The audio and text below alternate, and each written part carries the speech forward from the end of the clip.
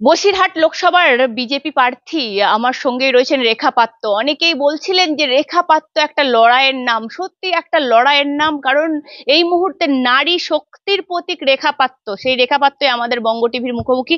দিদি, অনেক অভিনন্দন বিজেপি প্রার্থী হওয়ার পর। কেমন লাগলো প্রথম যখন শুনলেন আপনি বসিরহাটের প্রার্থী? দেখুন, আমার জন্য ভয়ের হলেও আমার যে সন্দেশখালী বসিরহাট যে লোকসভা যে মা বোনেদের লড়াইয়ের জন্য সেখানে আমার একটু সাহস লেগেছে, কারণ তারা সবাই আমার সাথে আছেন। তাদের মুখ আমি, এবার আমার এই লড়াইয়ে ওরা আমার সাথে আছে, আমার সাথ দিয়েছে, দিচ্ছে।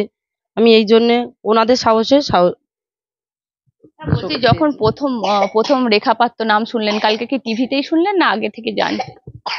না, আগে থাকতে জানতাম না। আমাকে এখান থেকে ডাকা হয়েছিল বিজেপির অফিস থেকে।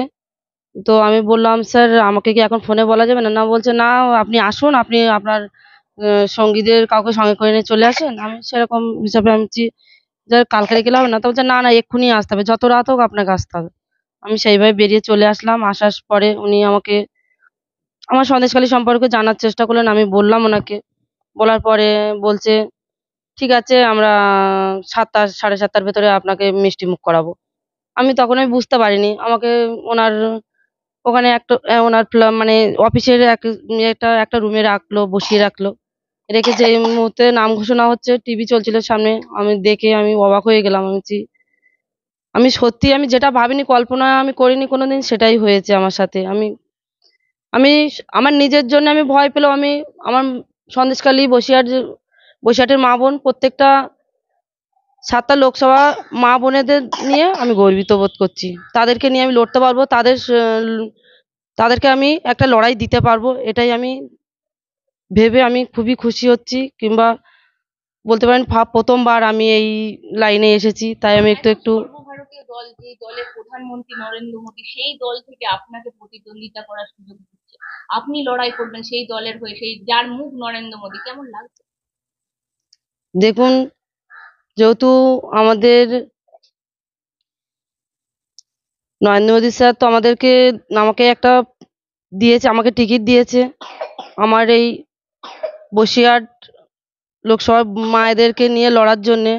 আমি চেষ্টা করব মায়েদেরকে নিয়ে সামনে এগিয়ে যাব, ওনাদের লড়াই, ওনাদের যুদ্ধে ওনাদের জয়ী করার চেষ্টা করব। আর যাতে জয়ী হয় সেটার জন্য চেষ্টা করব, কেননা নরেন্দ্র মোদী স্যারের মতো আমার মাথার ওপরে ওনার হাত আছেন। আর শুভেন্দু অধিকারী, উনি আমাদের তো পুরো সন্দেশখালিতে গিয়ে পুরো বড় ভাইয়ের মতো বলতে পারেন, আমাদের মাথায় হাত রেখেছে। না হলে উনি যদি না রাখতেন, তাহলে আমরা হয়তো বানের জলে খড়কুটোর মতো ভেসে যেতাম। বলছি, শুভেন্দু অধিকারী কি বললো প্রার্থী হওয়ার পর? বা না, ওনার সাথে এখনো যোগাযোগ হয়নি, কিন্তু উনি ফোনে আমাদেরকে জানিয়েছেন। আর উনি ব্যস্ত আছেন, উনি যখনই সময় পাবে আমাদের সাথে দেখা করবেন, আমাদের সন্দেশখালিতে যাবেন, মা বোনদের সাথে দেখা করবেন। ওনার জন্য আমাদের কি বলতে চাইবেন? ওনাকে অসংখ্য ধন্যবাদ। ওনার মতন বড় ভাই পেয়েছি আমরা, আর ওনার আশীর্বাদ আমাদের মাথার উপরে আছে, এজন্য ওনাকে অসংখ্য ধন্যবাদ। তার সাথে আমরা মাননীয় নরেন্দ্র মোদী স্যারকেও বলবো, ওনার মাথার ওপরে যেমন আমার মাথার ওপরে শুভেন্দু অধিকারীর হাত আছে, তেমন ওনার মাথার ওপরে আমাদের নরেন্দ্র মোদী স্যারের হাত আছে। আমি বলবো অসংখ্য ধন্যবাদ। ওনাদের ধন্যবাদ জানানোটা মানে মুখে বলাটাও হয়তো কম হয়ে যাবে। সন্দেশখালীর মা বোনেরা দেখলাম আবির খেলায় মেতে উঠেছে একদম আপনাকে প্রার্থী পেয়ে। কিভাবে দেখছেন? আমি ফোনেই দেখছি, আমার আমার বরের ফোনে আমার বর দেখাচ্ছে, আমার বাড়িতেও গেছেন মিডিয়া দেখে। আমার শ্বশুর শাশুড়ি খুবই খুশি, আমার গ্রামের মা বোনেরা প্রত্যেকে খুশি, কেননা ওরাও চেয়েছে, এখন আমি জানতে পারছি ওরাও চেয়েছিল যে আমাদের হ্যাঁ, আমাদের সন্দেশখালির থেকেই একটা মুখ আসুক, যে আমাদের হয়ে লড়বে, আমাদের হয়ে বলবে।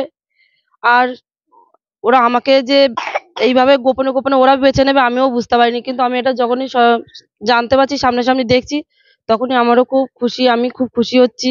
কিংবা ওদের জন্য আমারও গর্ব হচ্ছে যে ওনারা আমাকে চেয়েছেন। একদম দিদি, আমি একটা কথা বলবো, যেখানে মমতা বন্দ্যোপাধ্যায় বলেন সততার প্রতীক, আমি মহিলাদের প্রতীক, সেখানে রেখা পাত্র বিজেপির একদম মাস্টার স্ট্রোক যাকে বলা চলে। বলছি, কেমন লড়াই হবে? মানুষ যারা খেলা হবে বলে। দেখুন, লড়াই তো হবেই। আমাদের মুখ্যমন্ত্রী এতদিন লুকিয়ে লুকিয়ে ভোট লুটপাট করে নিয়েছিলেন, আর উনি প্রচার দিয়েছিলেন লড়াই লড়াই লড়াই হবে। লড়াই এখন শুরু হয়ে গেছে। তবে মাঠে নয়, রাস্তায় মা বোনেদের লড়াই শুরু হয়ে গেছে। উনিও মা বোনেদের ভেতরে পড়েন, কিন্তু উনি আমাদের সাহায্যের জন্য হাত বাড়িয়ে দেননি। উনি আমাদের ভোট লুট করেছেন বছরের পর বছর, উনি আমাদের সাথ দেননি। কিন্তু আমরা ওনাকে তবু আশা করেছিলাম, কিন্তু উনি যে মুহূর্তে ওনার প্রয়োজন ছিলেন উনি আসেননি বলেই কিন্তু আজকের এই জায়গায় আমরা আসতে পেরেছি। আমাদের আমাদের মাথার উপরে এত বড় একটা ভগবান নামে নরেন্দ্র মোদী স্যারের হাত পড়েছেন আমাদের উপরে। আমরা খুবই খুশি, আর ওনাকেও ধন্যবাদ দিতে চাই। উনি হয়তো আসেননি বলে আজকে আমরা শত্রুর মোকাবেলা করার সাহস পেয়েছি। আমি বলছি, মুখ্যমন্ত্রী যে বলে আমি মহিলাদের প্রতীক, মহিলাদের উন্নয়নের প্রতীক, রেখা পাত্র কি বলবে? আমি তো একটা কথাই বলবো, উনি যে মহিলাদের পথিক, মহিলাদের পরিচালনা করছে, কি করে করছেন? লক্ষ্মীর ভান্ডার দিয়ে 1000 টাকা 500 টাকা দিয়ে তাদের মান সম্মান নিয়ে তাদের সিওতানি করাচ্ছেন ওনার দলের গুন্ডা বাহিনী দিয়ে। এটাই ওনার মুখ, এটাই। না না, উনি অনেক কিছুই বলবেন, কারণ ওনার পয়সার পাওয়ার আছে, ওনার রাজনীতির পাওয়ার আছে। আমরা সাধারণ মানুষ, আমাদের মান সম্মানের পাওয়ার আছে। আমরা ভুলে যাবো কেন? ওনার পয়সার কাছে আমাদের মান সম্মান, ওনার পয়সার থেকে আমাদের মান সম্মানের দাম অনেক বেশি। বলছি, সন্দেশখালীর মানুষের জন্য রেখা পাত্র কি করবে আমি জিজ্ঞাসা করছি। সন্দেশখালী শুধু কেন, বসিরহাট? আমি পুরো আমাকে 7টা লোকসভায় আমাকে লোকসভার দায়িত্ব দেওয়া হয়েছে। আমি 7টা লোকসভার জন্য আমি গরিব মানুষের জমি জায়গা যে কেড়ে নিয়েছে সেটা ফিরিয়ে দেওয়ার প্রতিশ্রুতি নিচ্ছি, এবং যে নদীর বাঁধের কাজ করেননি, নদীর বাঁধ করার জন্যে মুখ্যমন্ত্রী তাদের থেকে তাদের জমি নিচ্ছে, তাদের থেকে আবার টাকা উসুল করে নিচ্ছে বাঁধের জন্য, কিন্তু বাঁধ করেনি। সেই নদীর বাঁধ যাতে হয় তারও প্রতিশ্রুতি দিচ্ছি।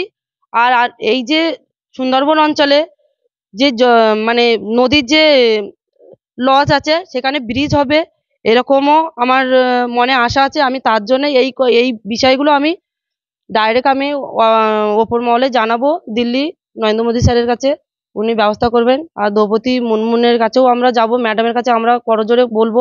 আমি প্রার্থী হয়েছি বলে এইটা আমি আমি অহংকার করব না যে আমি প্রার্থী হয়েছি বলে আমি ওদের মতো অহংকার দেখাবো না। আমি একটা গ্রামের কাদা জল ঘাঁটা মানুষ। আমার বাড়িতে হাঁস মুরগি ছাগল গরু সব রকম আমার পোষা অভ্যাস আছে। তাই আমি সেই জায়গা থেকে উঠে আমি যতই আমি ওপরে আমি চেয়ারে বসতে চাই, কিন্তু আমার মনটা আমার সেখানেই পড়ে থাকবে, আমি সেখানেই থাকতে চাই। নুসরাত জাহানের মতো করবেন না?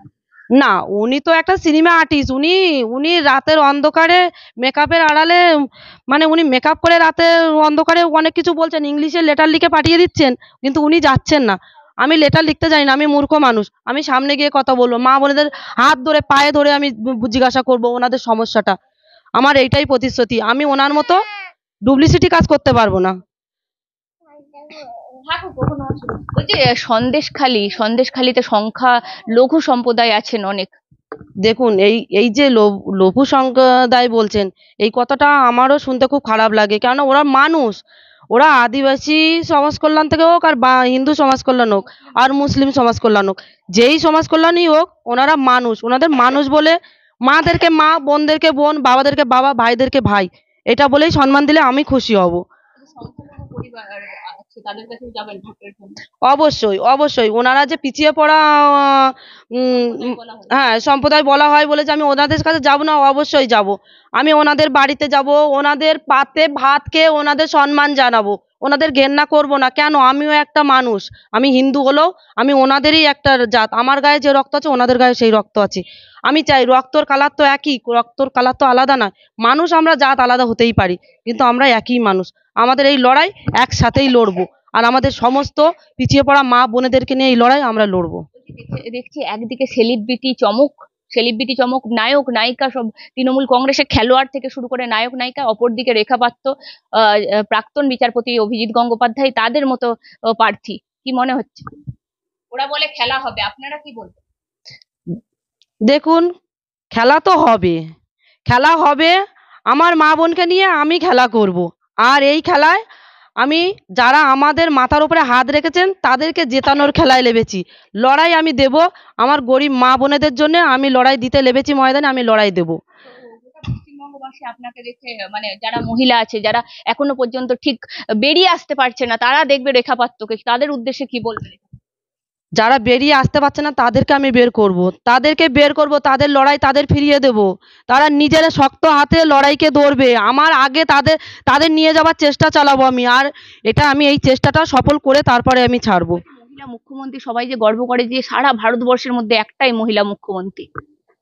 যদি উনি যদি একটাই মুখ্যমন্ত্রী মহিলা হয় তাহলে আমরা তো তাহলে কোথাও আমরা আমরা মহিলাই নই, আমরা তাহলে কে? আমাদের তাহলে মহিলা বলে গণ্যই করবে না মানুষ।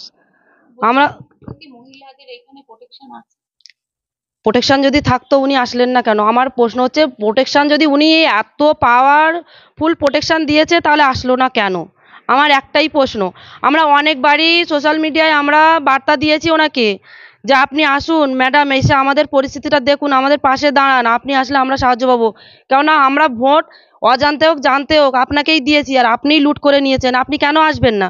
কিন্তু ওনাকে আমরা পাইনি। আমরা শুভেন্দু অধিকারীর মতো একটা দাদা আর আমাদের ভগবান তুল্য মাননীয় মোদী সরকারকে আমরা পেয়েছি। আমরা ওনাকেই এখন আমরা প্রতিশ্রুতি নিচ্ছি, ওনাকেই ভোট দেব। আর আমার মা বোনেদের কাছ থেকে ভিক্ষে করে ভোট নিয়ে আমরা ওনাকে আমাদের এই সন্দেশখালী বসিরহাট লোকসভার ভিতরে নিয়ে আসবো ওনাকে। শাহজাহান নেই, ভোট হবে মনে হচ্ছে, রেখা পাত্র আশা করছে শাহজাহান নেই। দেখুন, শাহজাহান থাকলে কি আর না থাকলে কি, যদি উনি থাকতে থাকতেও যদি এই লড়াইটায় হতেন তবুও আমরা চেষ্টা করতাম। জানি না উনি থাকলে আমি হয়তো প্রার্থী হতাম না, কিন্তু লড়াই আমরা চালিয়ে যেতাম। আমাদের যে কষ্টের লড়াই, আমরা যে আন্দোলনে নেমেছি, আমাদের যে সম্মান গেছে সম্মান ফিরে আসবে না, কিন্তু আমরা সেই সম্মানটা আমাদের যে পরবর্তীকালে যে বাচ্চা আমাদের মেয়ে সন্তান যারা বড় হচ্ছে তাদের জন্য আমরা এই লড়াইটা লড়তাম। কেননা আমরা পিছিয়ে পড়ার জন্য এই ময়দানে নামিনি। সবই মিথ্যে, সন্দেশখালী একটা সাজানো ঘটনা। আরে উনি তো বলবেন, উনি তো দেখুন না দিদি নাম্বারে মুখ্যমন্ত্রীকে রান্না শেখাচ্ছে। আদৌ রুটি বেলতে জানেন? আমার তো মনে হয় না। উনি যেমন করে রুটি বেলছেন তা আমাদের তো হাসি লাগছে। উনি রুটি বেলতে না জানলে আমাদের বললে আমরা রুটি বেলে সাহায্য করে দিয়ে আসতাম। আসলে কি বলুন তো, এখন তো দেখছে ওনার পেছন থেকে হাত সব সরিয়ে যাচ্ছে। সব ঘটনা সত্যি, রচনা বলছে সেটা ভাবার উপায় নেই। সবাই যা বলছে সেটা সত্যি নাও হতে পারে। দেখুন, উনি তো কালো চশমার মধ্যে থেকে কথা বলছে, চশমা খুলে ফেলুক, ফেলে দেখুক সন্দেশখালীর মা বোনেদের পরিস্থিতি কি, বসিরহাট লোকসভার মা বোনেদের সমস্যাটা কি সেটা দেখুক। না দেখে উনি তো অনেক কথাই বলবেন। দেখুন, সিনেমা আর্টিস্ট, ওনারা অভিনয়ে পারদর্শী, ওনাদের সাথে আমরা লড়তে চাই না। উনি যখন ময়দানে নামবে তখন দেখা যাবে। খেলা খেলা সন্দেশখালী বসিরহাটের মা বোনেরা খেলে না রচনা ব্যানার্জি মুখ্যমন্ত্রীকে নিয়ে খেলে, এটা দেখা যাবে। হ্যাঁ, কত মুখ আসবে কত মুখ যাবে, মুখ্যমন্ত্রীর মুখের অভাব তো নেই। মুখ্যমন্ত্রী পয়সা ফেললেই সব দিক থেকে কোনো কেনা পয়সা আছে কিনে নিচ্ছে। দুদিন পরে যখন খেলায় যখন হেরে যাবে, উইকেট যখন পড়ে যাবে, তখন আপনি আমাদের বাংলা ভাষা বলে ঝোলা গুটিয়ে ছুটবে। অবশ্যই, হ্যাঁ, আমি বলছি ঝোলা গুটিয়ে ছুটবে। যেভাবে আমাদের মা বোনেদের মনে জোর এসেছে, এই জোরের প্রতিকার হবে। আর সেই প্রতিকারের জন্য আজকের মা বোনেদের আশীর্বাদে আমাকেই মুখ্যমন্ত্রী এখানকার এমপির টিকিট দিয়েছেন। আমি তো চেষ্টা করব, আমার রক্তবিন্দু দিয়ে আমি চেষ্টা করব। যতগুলো পিছিয়ে পড়া সমাজ কল্যাণ আছে প্রত্যেককে নিয়ে আমি চেষ্টা করব। আর এই চেষ্টায় যতক্ষণ আমি সফল হচ্ছি ততক্ষণ আমার আমি যুদ্ধ করে যাব। আর খেলা তো হবে, সেটা আপনারাই দেখতে পাবেন। খেলার সময় যতক্ষণ এসে গেছে, ময়দানে লেবেই যখন পড়েছি, খেলা অবশ্যই হবে। খেলা দেখবেন আপনারা। পাত্র লক্ষ্মী ভান্ডারের বিরুদ্ধে লড়াই করবে, যে লক্ষ্মী ভান্ডার নিয়ে তৃণমূল কংগ্রেস গর্ব করে। লক্ষ্মী ভান্ডার দিচ্ছি বলছে, আদিবাসী সম্প্রদায়ের উন্নতি করছে, আদিবাসীতে বীরবাহা হাসদা আছে, ওনাদের মন্ত্রী সব। দেখুন, এই যে লক্ষ্মীর ভান্ডার দিচ্ছেন, বয়স্ক মায়েদেরকে বাবাদেরকে বৃদ্ধ ভাতা, বেগার ভাতা, বিধবা ভাতা এগুলো দিচ্ছিলেন। আন্দোলন শুরু হওয়ার সাথে সাথে সব বন্ধ হয়ে গেছে, সব বন্ধ করে দিয়েছে। জানে তো আর মা বোনেদের সম্মান নেওয়া যাবে না, তাহলে আর লক্ষ্মীর ভান্ডার দিয়ে লাভ নেই। আর গরিব যে বাবা মা আছে এদেরকে যদি ভাতার বার্ধক্য ভাতা, বেগার ভাতা এবং বিধবা ভাতা যদি দিই, এরা আর ভোট দেবে না। যেহেতু ওদের এখন পিঠে তো মারতে পারছে না, পেটে মারার চেষ্টা করছে। পেটে মরবে না, ওরা জল খেয়ে, গরিব মানুষ জল খেয়ে বেঁচে থাকবে। আমাদের গ্রামে গ্রামাঞ্চলে পুকুর দেখেছেন, পুকুর নাম শুনেছি তো, পুকুরের জল খেয়ে বেঁচে থাকবে সেই ইলেকশন অবধি। ভোট তবুও লড়াই দেবে। হ্যাঁ, বাড়ি ঘরদোর ভেঙে দিয়েছিলেন। আমার বাড়ি ঘরদোর ভাঙাটা দেখুন, বাড়ি ঘরদোর ভেঙেছিল। আমাকে সরিয়ে দিলে মনে করছে যে এই মহিলাকে মার্ডার করে দিলে হয়তো পরিবেশটা ঠান্ডা হয়ে যাবে, আর কেউ মুখ খুলবে না। কিন্তু পরিবেশ আমাকে মেরে দিলে আমি তো মরে যেতাম, কিন্তু আমার পরে যে মা বোনেরা আছে তারা কি ছাড়তো? আমার জায়গায় আর একজন রেখা পাত্র চলে আসতো। একদম রেখাদি, সবশেষ সাধারণ মানুষ যারা আছে এই মুহূর্তে তাদের উদ্দেশ্যে কি বলবেন আমার বঙ্গ টিভির দর্শকদের উদ্দেশ্যে, এবং বসিরহাটের মানুষ যাতে আপনাকে জয়যুক্ত করে, কি বলবেন জোরহাট করে? একটা ভোট চাই। আমি সবাইয়ের কাছে, আমার সমস্ত গ্রামবাসী মা বোনেদের কাছে করজোড়ে বলবো, আমাকে ভোট দিয়ে, বিপুল ভোটে ভোট দিয়ে জয়ী করুন। আমি আপনাদেরকে দেখব। আপনাদের আপনাদের পায়ের নিচেই আমার স্থান হবে, আপনাদের মাথায় নয়। আপনাদের পায়ের নিচেই আমার স্থান হবে, আর আপনাদের হাত সবসময় আমার মাথায় থাকবে। আমার এইটুকুই কামনা।